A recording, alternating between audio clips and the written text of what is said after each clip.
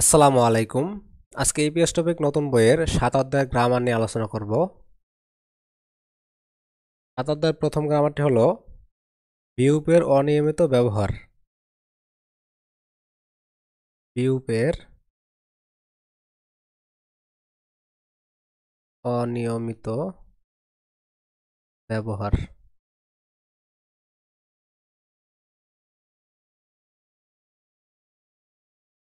Verb অথবা অ্যাডজেক্টিভের শেষে verb অথবা অ্যাডজেক্টিভের শেষে বিউপ থাকলে ভার্ব অথবা অ্যাডজেক্টিভের শেষে বিউপ থাকলে বিউপের পরিবর্তে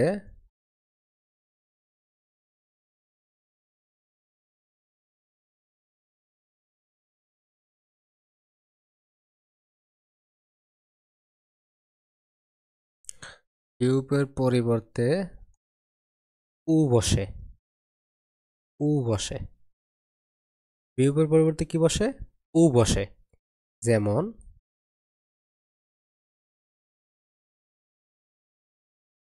থপ্তা। থপ্তা মানে কি? গরম। এখানে দেখেন এই দা বাদ দেওয়ার পরে কি আছে শেষে? বিউপ আছে। তাহলে এই বিউপের পরিবর্তে কি বসবে? উ বসবে। তাহলে আমরা যদি থপ্তার প্রেজেন্ট ফর্ম করি তাহলে কি দাঁড়ায়? থ। আর এই বিউপের পরিবর্তে উ। বিউপের পরিবর্তে কি বসে? উ। আর যদি প্রেজেন্ট ফর্ম করি তাহলে কি হবে? অয়। অয়। তাহলে থপ্তার প্রেজেন্ট ফর্ম কি পেলাম আমরা? থ ওয়। থ ওয় মানে গরম। তাহলে যদি বলি যে আজকের আবহাওয়া গরম তাহলে কি হবে? অনুল নালশিগা নালশিগা অনুল নালশিগা হয় হয় আজকের আবহাওয়া গরম। ওকে, এরপর যদি বলি আমরা সুইপটা। এই সুইপটার যদি আমরা প্রেজেন্ট ফর্ম করি তাহলে কি হবে? এখানে দেখেন দা বাদ দেওয়ার পর কি আছে? বিউপ আছে। তাহলে এই বিউপের পরিবর্তে কি বসবে? উ বসবে। তাহলে সুইপটার প্রেজেন্ট ফর্ম কি হবে? সু। তারপরে ই সুই। তারপরে বিউপের পরিবর্তে কি বসবে? উ। আর যদি প্রেজেন্ট ফর্ম করি তাহলে কি হবে? অয়। অয়। তাহলে কি দাঁড়ায়? সুইফটের প্রেজেন্ট ফর্ম কি দাঁড়ায়? সুঅয়। সু অয় মানে সহজ। যদি বলি যে কোরিয়ান ভাষা সহজ তাহলে কি হবে? হানগুগা হানগুগা কোরিয়ান ভাষা সহজ। হানগুগা সুঅয়। অয় কোরিয়ান ভাষা সহজ। তবে কিছু ভার্ব এবং অ্যাডজেক্টিভ আছে। কিছু ভার্ব অথবা অ্যাডজেক্টিভ আছে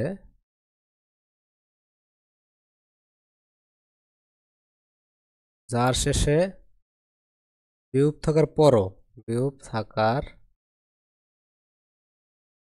বিয়োগ থাকার পরেও উ হবে না। উ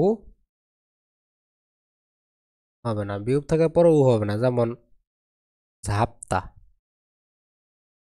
ঝাপতা মানে ধরা। তারপরে আছে ইপ্তা। এই ইপ্তা মানে পরিধান করা। তারপর আছে ঝোপতা। এই ঝোপতা মানে হলো সরু। তাহলে ঝাপতা, ইপ্তা আর হলো ঝোপতা। এর ক্ষেত্রে বিয়োগের পরিবর্তে উ হবে না। যেমন এই ইপ্তার যদি আমরা প্রেজেন্ট ফর্ম করি, ইপ্তা এর যদি আমরা প্রেজেন্ট ফর্ম করি তাহলে এই বিয়োগের পরিবর্তে উ হবে না। এই বিউপি থাকবে। তাহলে কি হবে? ই ইপ। আর যদি প্রেজেন্ট ফর্ম করি তাহলে কি হবে? অয়। অয়। এই অয়ের ব্যবহারটা যদি আপনি বুঝতে না পারেন তাহলে আপনার পিছনের যে গ্রামার আছে অধ্যায়ের ইনফর্মাল প্রেজেন্ট টেন্সের যে গ্রামার আছে ওই গ্রামারটা আপনাকে দেখতে হবে। তাহলে এই অয়ের ব্যবহারটা আপনি খুব সহজেই বুঝতে পারবেন। ওকে, তাহলে ইফতার প্রেজেন্ট ফর্ম কি হলো? ই বয়। ই বয় মানে পরিধান করি। তাহলে প্যান্ট পরিধান করি কি হবে? ফাজিরুল ই বয় প্যান্ট পরিধান করি। একইভাবে এই যে ঝাপতার ক্ষেত্রে আর হলো ঝোপতার ক্ষেত্রেও কি বিয়োগের পরিবর্তে উ হবে না। ওকে, আশা করি বুঝতে পারছেন। এরপর আমরা দ্বিতীয় গ্রামারে চলে যাব। দ্বিতীয় গ্রামার হলো আন। এই আন ভার্ব অথবা অ্যাডজেক্টিভের পূর্বে বসে। ভার্ব অথবা অ্যাডজেক্টিভের পূর্বে, তাহলে আন প্লাস ভার্ব অথবা অ্যাডজেক্টিভ। ওকে, ভার্ব অথবা অ্যাডজেক্টিভের পূর্বে বসে, অ্যাডজেক্টিভের পূর্বে বসে না অর্থ প্রকাশ করে, না অর্থ প্রকাশ করে।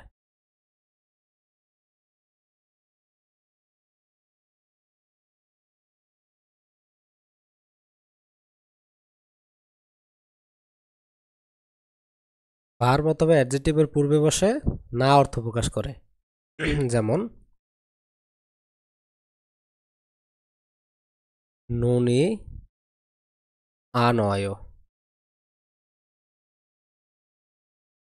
নুনি আনয় অর্থাৎ তুষার আসে না। এখানে দেখেন আন এই ভার্বের পূর্বে বসে, এই অয় মানে কি আসা, এটা হচ্ছে কি ভার্ব, তাহলে ভার্বের পূর্বে বসে না অর্থ প্রকাশ করছে। এই নুনি মানে তুষার, অয় মানে আসা, আর আন মানে কি না, তাহলে তুষার আসে না, তুষার আসে না। ওকে, এরপর যদি বলি আমরা যে আবহাওয়া ভালো না, তাহলে কি হবে? নালশিগা, নালশিগা আন ঝোয়ায়, নালশিগা আন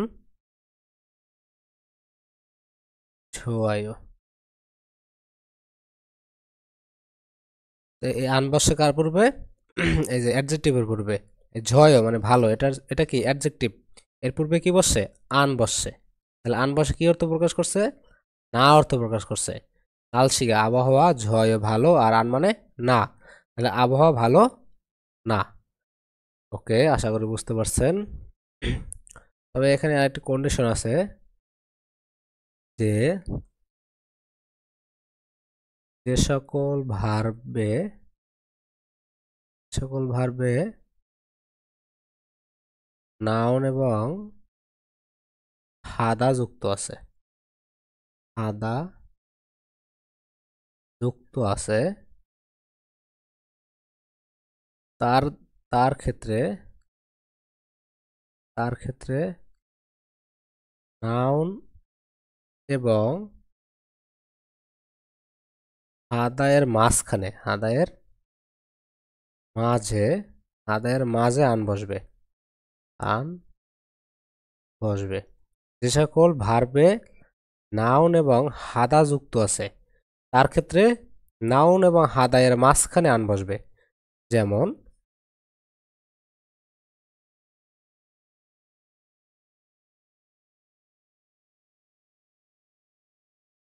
ইরাদা, ইরাদা। এখানে দেখেন এই ইল মানে হলো কাজ, কাজ কি? নাউন, কাজ কি? নাউন। এর সাথে কি যুক্ত আছে?